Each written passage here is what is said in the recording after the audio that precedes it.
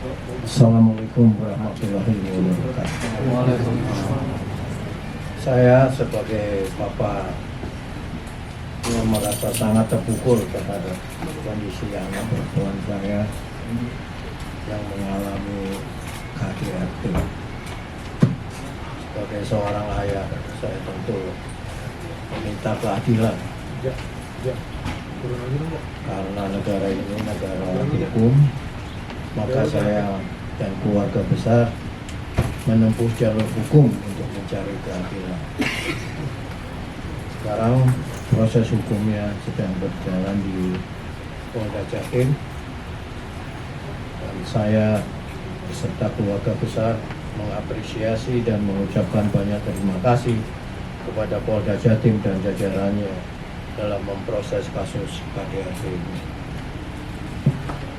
Sebagai umat beragama, saya dan keluarga besar sudah memaafkan perlakuan KDRT yang menimpa anak perempuan saya. Tapi untuk proses hukumnya harus tetap berjalan terus sampai kepada pengadilan. Biarlah ranah pengadilan nanti yang memutuskan hukuman apa yang harus diberikan sesuai dengan perbuatannya, KDRT yang dilakukannya.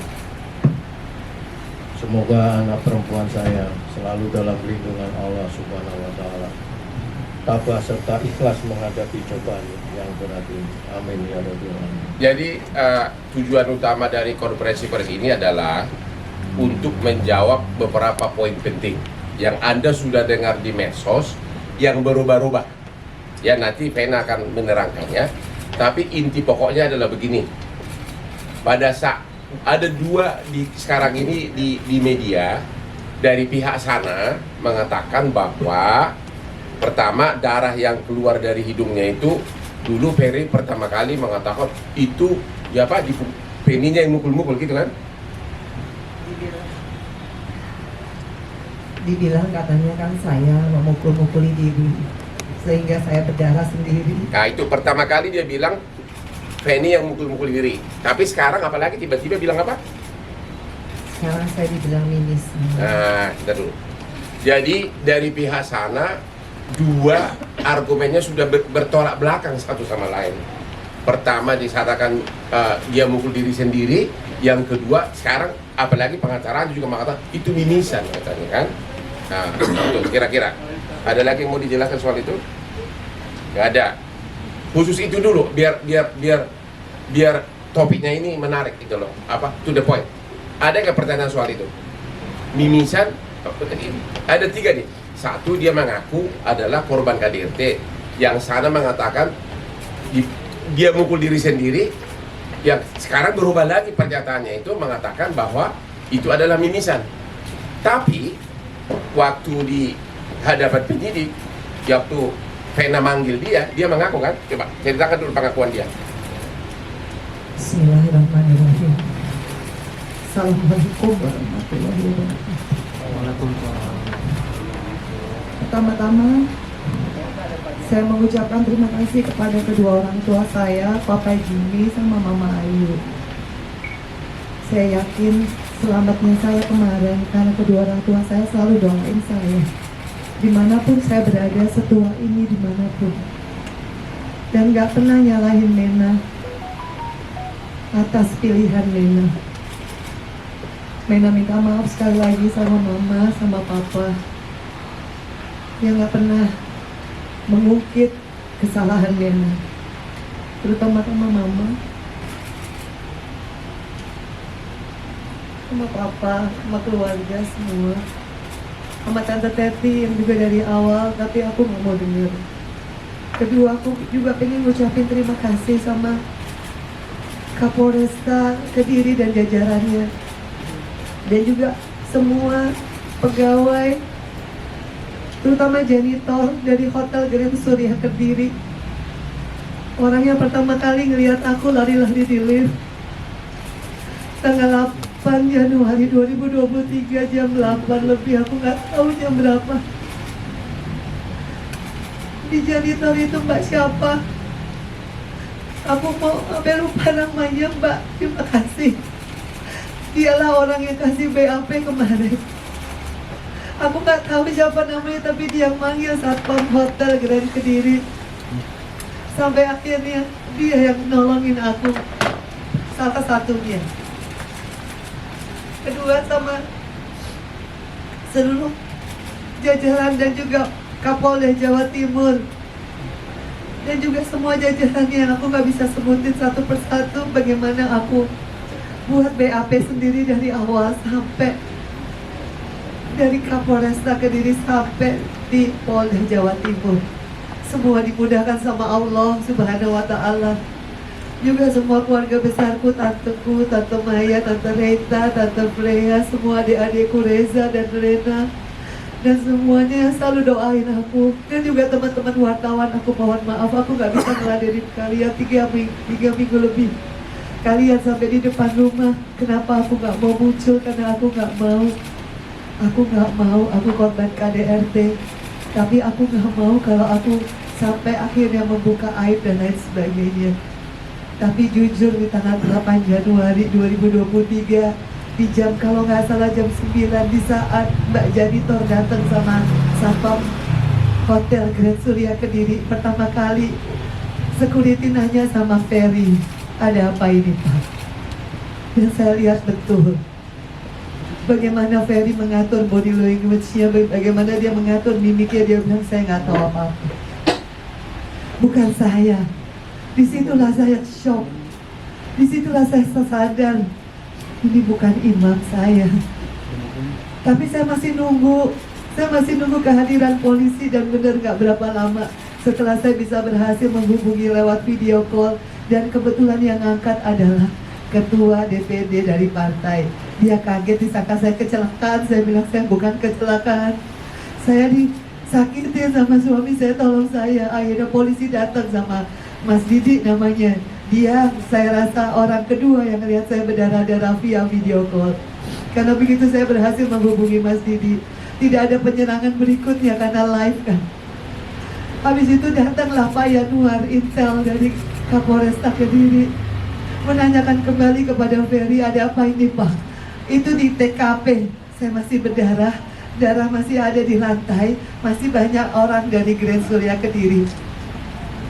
Kemudian dia bilang lagi, saya nggak tahu apa-apa, bukan saya.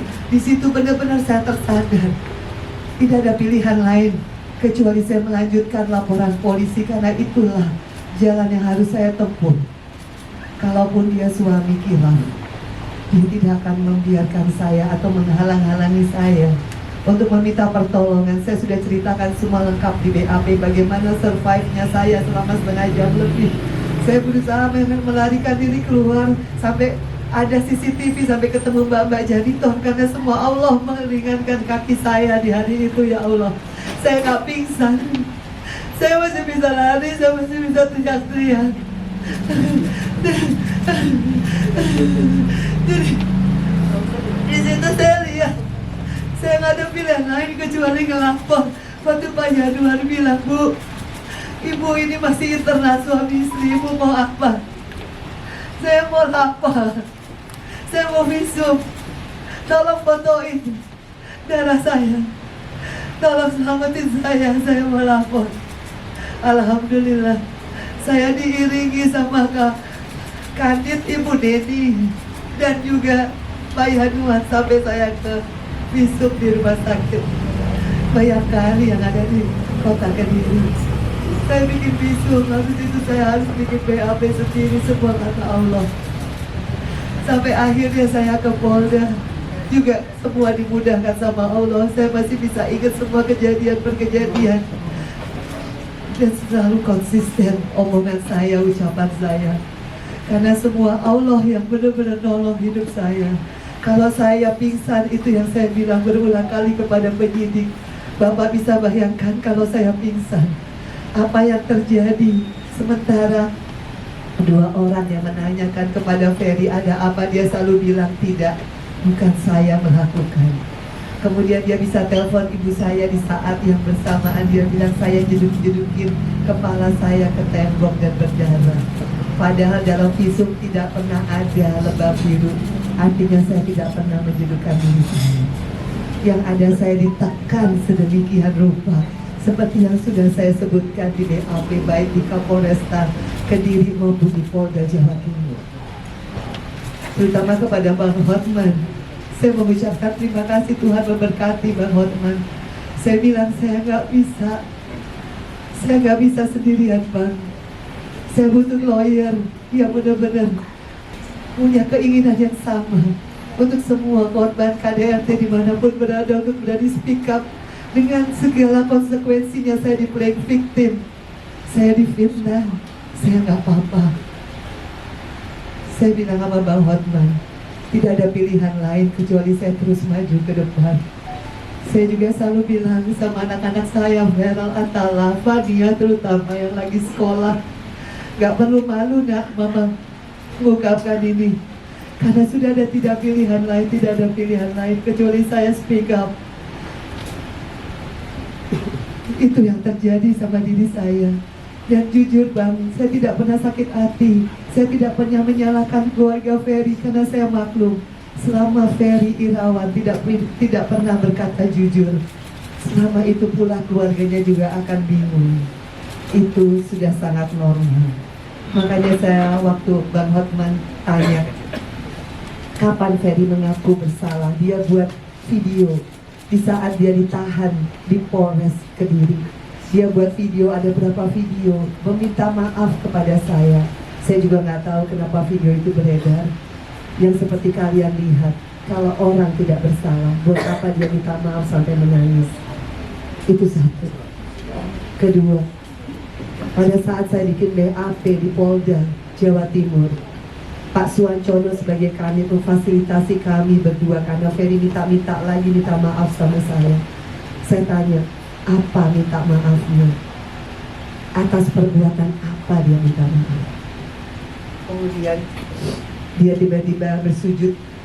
Ada 10 orang di dalam ruangan itu kalau nggak salah.